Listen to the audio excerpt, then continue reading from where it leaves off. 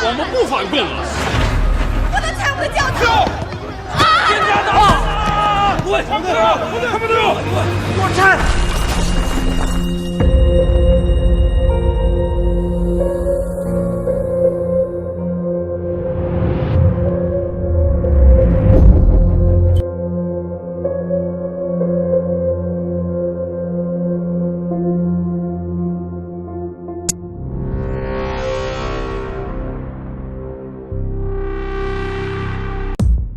！Sabemos que mais de 2 bilhões de pessoas no mundo são consideradas cristãs. Mas você sabia que mais de 245 milhões dessas são perseguidas? Pense sobre isso. Desde o princípio da igreja, os cristãos têm sido presos, torturados e até mortos por causa de sua fé em Jesus, perseguidos injustamente. A lista mundial da perseguição. A força da ditadura e a falta de liberdade religiosa mantém a Coreia do Norte no topo do ranking desde 2002. Após diversos ataques a igrejas e várias fatalidades, a Rússia entra na lista, depois de anos em observação. E com o contínuo aumento da perseguição aos cristãos nas zonas mais remotas da Índia, o país entra no top 10 da lista. So, Brother Shibu, the persecution is increasing across India. We see that churches are being attacked, Christians are being attacked at home. Yes. You yourself recorded 4 martyrs in India last year. Essa é uma guerra. E Paulo escreveu várias cartas para consolidar as pessoas na igreja. E acontece que as igrejas são fechadas e os neófitos que não estão enraizados na fé e não são biblicamente fortes. É que quando os ventos sopram, eles pendem de um lado para o outro, e depois de um tempo a árvore é arrancada. Então, eles regridem na fé porque estão isolados. É por isso que um pastor tem que tomar conta das suas ovelhas e sempre mantê-las no rebanho. Então, muitas vezes, por causa do medo e das igrejas serem fechadas, eles são isolados e muitas vezes não estão enraizados na fé e não têm a coragem de continuar. E essa é a vantagem que Satanás tem, levando-os de volta para o seu próprio rebanho. Então isso é um grande problema no que concerne às igrejas cristãs na Índia. O medo traz a retirada. E com a retirada, o evangelho não avança da maneira que o Senhor nos disse para continuar. This citizen video shows authorities removing a cross from the roof of Yuyang Taitou Church in eastern China's Zhejiang province. One member told RFA that the church had been in the community for several decades and called the cross demolition pointless. The video, provided by a church member, shows believers singing hymns while authorities removed the cross.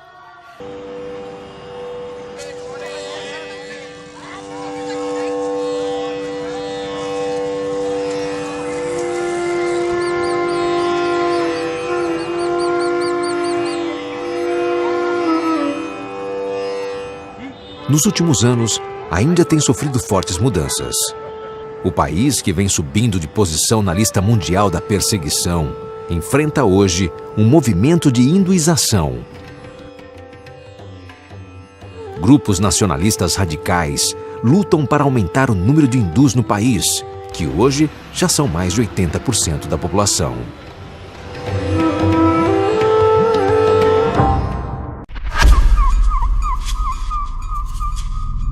Fome, fuga e prisão. Essas são algumas das dificuldades que os cristãos perseguidos norte-coreanos enfrentam diariamente. Quando eu era jovem, achava que Deus era muito assustador.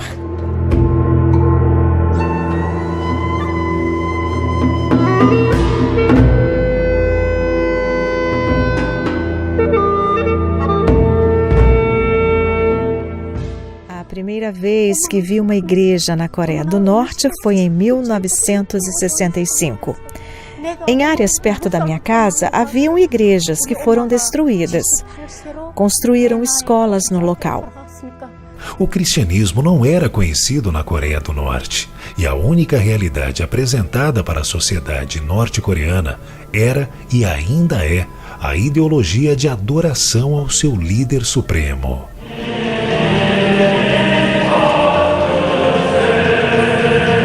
Na Coreia do Norte, todo mundo é submetido a uma lavagem cerebral para ser vigilante um do outro, até mesmo do cônjuge ou dos próprios filhos. Os norte-coreanos são aconselhados a denunciar qualquer um que fale sobre coisas que não são ensinadas pelo governo.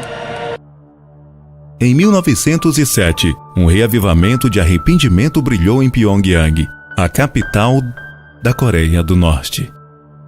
3.000 casas de adoração, 700 pastores e 300.000 cristãos floresceram apenas na cidade. Foi tão grande que Pyongyang se tornou conhecida como a Jerusalém do Oriente.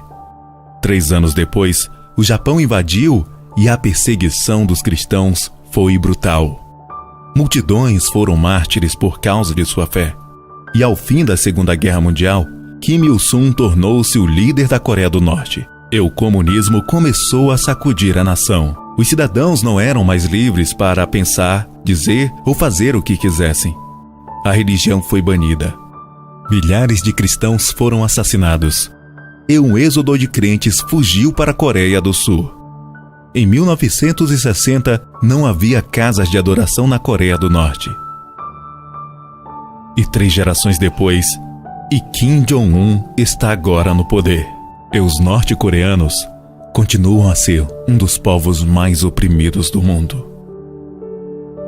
Até hoje, a população de 25 milhões é ensinada de que não há outros deuses, além da família Kim.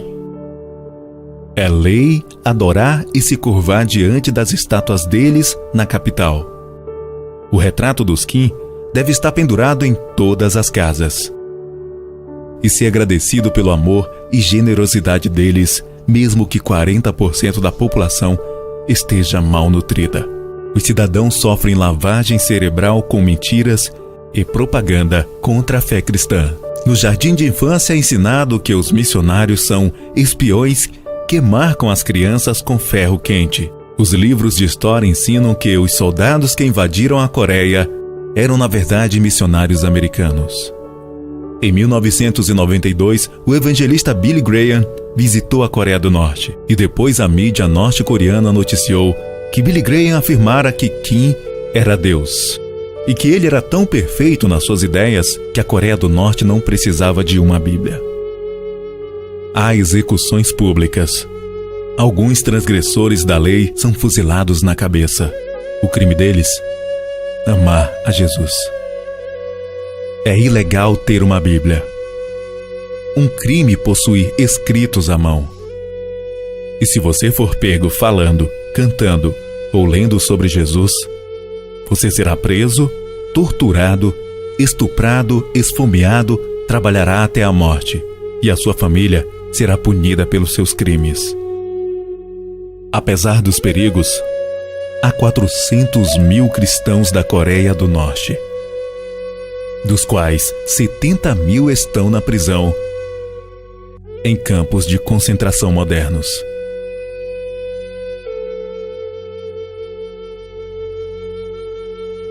Muitos norte-coreanos escapam do país fortemente armado, mas se arriscam serem traficados, aliciados ou pegos pela polícia chinesa e deportados de volta para serem brutalmente punidos. Escapar da Coreia do Norte é como escapar de um outro mundo. E muitos refugiados lutam para sobreviver. A taxa de suicídio de refugiados norte-coreanos triplicou, porque o trauma e a discriminação é demais. Nos dias da Bíblia, Jesus viu a queda de Jerusalém e ele chorou. Ele vê Pyongyang, a Jerusalém da Coreia do Norte, e chora. E o que você vai fazer?